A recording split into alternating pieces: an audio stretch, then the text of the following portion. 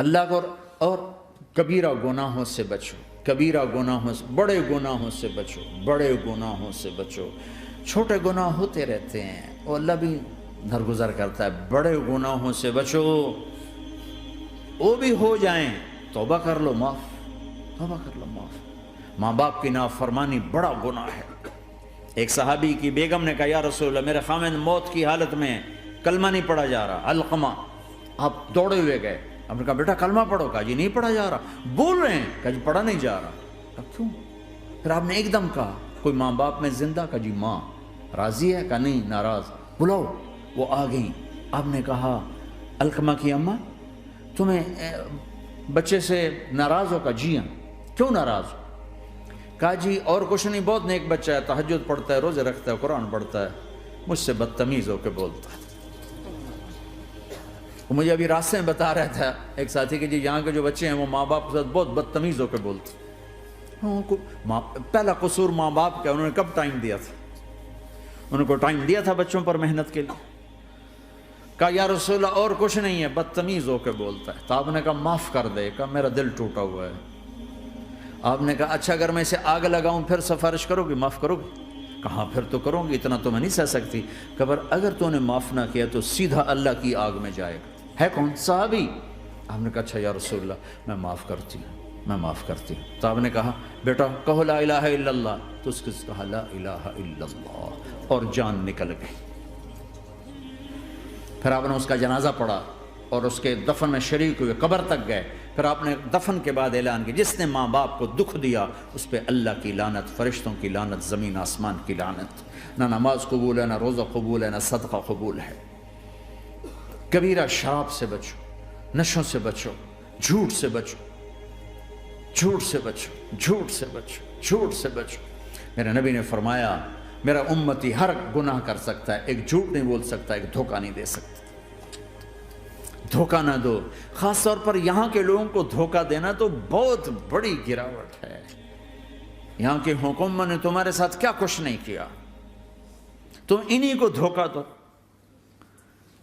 Tax بچانے کے لیے جھوٹ بولو، کتنے پیسے بچا لو گے؟ جھوٹ بول کے تم نے سارا ملک بچا لیا تو اللہ کی قسم گھاٹے کا سودا۔ پیسہ نہ بچاؤ، سچ کو بچاؤ۔ سچ پراپرٹی ہے، پیسہ پراپرٹی نہیں ہے، سچ پراپرٹی ہے۔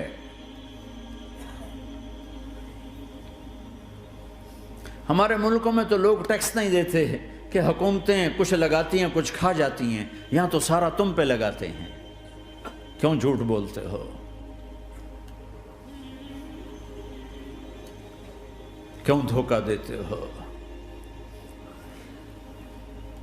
احسان دانش کی کتاب زندگی میں ایک واقعہ میں نے پڑھا کہ جب انگریز کی حکومت تھی ہندوستان پہ تو ایک دلی میں ایک گرو تھا جو جیب کترا تھا، اس کے آگے چیلے تھے جو جیب کاٹ کے کمائی دیتے تھے۔ تو ایک دن ایک اس کا چیلا یعنی ایک لڑکا 2 روپے لے کر آیا، تو اس کے ٹیچر نے اس کو ڈانٹا کہ اتنے تھوڑے پیسے آج لائے ہو، صرف 2 روپے۔ تو اس نے کہا استاد جی آج بڑا موٹا مال پکڑا تھا، آج ایک انگریز کی جیب کاٹی تھی، بڑے پیسے تھے۔ لیکن جب میں 4 قدم چلا تو مجھے خیال آیا کہ اگر قیامت کے دن عیسیٰ علیہ السلام نے میرے نبی کو تانا دے دیا، گلہ دے دیا کہ آپ کے امتی نے میرے امتی کی جیب کاٹی تھی، تو پھر میں اپنے نبی کو کیا جواب دوں گا؟ اور میرا نبی میری وجہ سے شرمندہ ہو کہ بس اس شرم میں جا کر میں نے اس کو واپس دے دیے اور یہ اپنے کے 2 روپے کھسکا کے لایا ہوں۔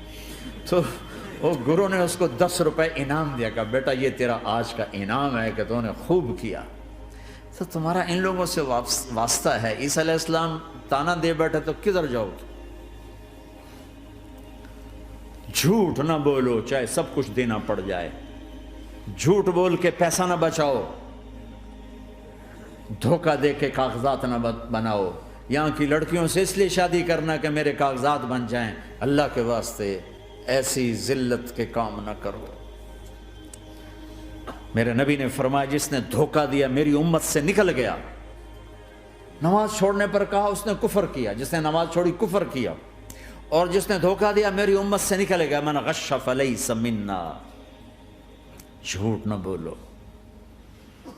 دھوکہ نہ دو، سب کچھ چلا جائے جانے دو، سچ کا ساتھ نہ، سچ کا ساتھ۔ ابن خراش رحمۃ اللہ علیہ کے بارے میں مشہور تھا، زندگی بھر کبھی جھوٹ نہیں بولا۔ حجاج کا زمانہ، ان کے 2 بیٹے حجاج کے خلاف جنگ میں شریک ہو گئے، پھر ان کو شکست ہوگی، وہ بھاگ گئے، پھر چھپتے چھپاتے گھر پہنچ گئے۔ سی آئی ڈی نے بتایا کہ وہ گھر آ گئے، تو حجاج نے کہا آج ابن خراش کا امتحان لوں گا۔ ان کو بلا لیا، کہنے لگا ابن خراش، وہ تیرے 2 بیٹے ہمارے خلاف جنگ میں شریک ہوئے تھے، وہ پہ بھاگ گئے تھے، ان کی کوئی خبر ہے کہاں ہے؟ تو انہوں نے مسکرا کر فرمایا کہ حجاج، زندگی موت تو اللہ کے ہاتھ میں، گھر آ چکے ہیں، گھر میں ہیں، ابھی وہیں چھوڑ کے آیا ہوں۔ تو حجاج نے کہا تیرے سچ پر تیرے بیٹے تجھے ہدیہ کرتا ہوں، اگر تو جھوٹ بولتا تیرا سر بھی اڑا دیتا، تیرے بچوں کا سر بھی اڑا دیتا، تیرے سچ پہ تجھے تیرے بیٹے تحفہ دیتا۔ مسلمان جھوٹ نہیں بولتا۔ چند پاؤنڈ کی خاطر تم کاغذات میں ہیرا پھیری کرو، ڈرو اس دن سے جس دن اللہ کے سامنے کھڑا ہونا ہے۔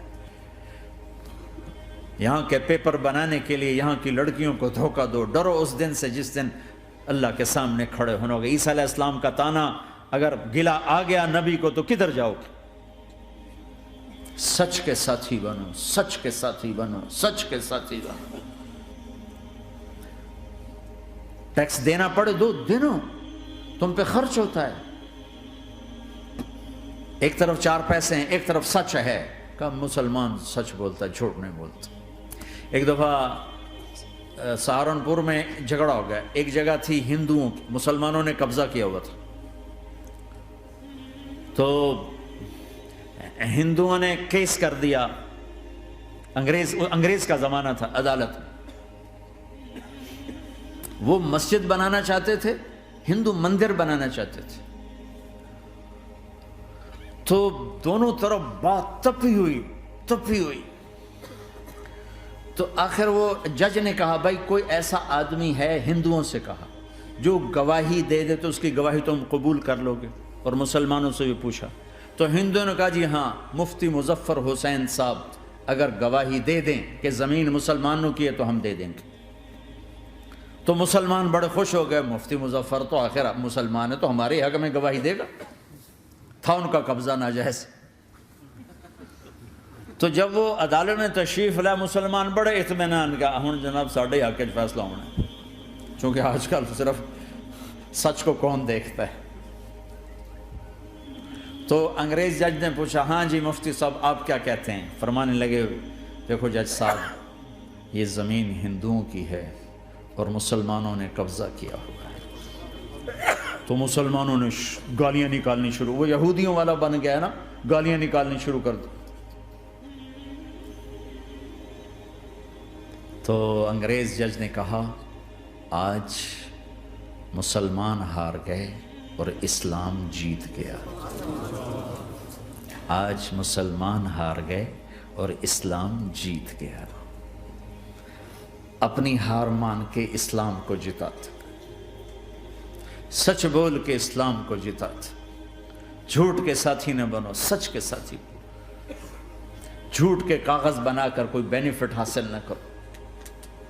میں نیوزی لینڈ گیا، میں حیران ہو گیا، 1 ہفتہ میں رہا، ڈپریشن کا شکار رہا کہ مجھے بتایا گیا کہ پورے نیوزی لینڈ میں ایک آدمی جھوٹ نہیں بولتا سوائے پاکستانیوں کے، بنگالیوں کے اور انڈین۔ جو بنگالی، جو پاکستانی، جو انڈین پہنچے یہ جھوٹ بولتے ہیں، ہیرا پھیری کرتے ہیں، ان میں ایک آدمی جھوٹ نہیں بولتا۔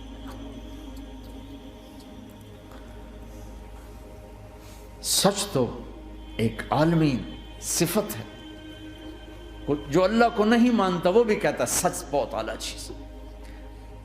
اور تمہیں تو تمہارا نبی کہہ رہا ہے الصدق ینجی والکذب یہلک، سچ نجات دیتا ہے، جھوٹ ہلاک کرتا ہے۔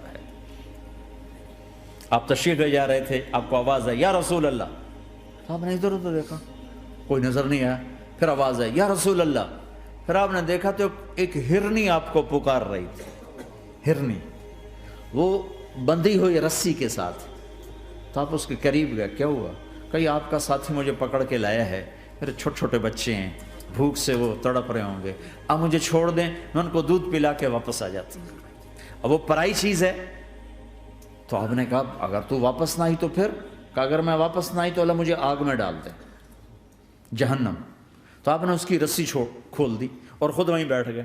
وہ دوڑتے دوڑتے پہاڑوں میں غائب ہو گئے اور آپ وہیں بیٹھے رہے۔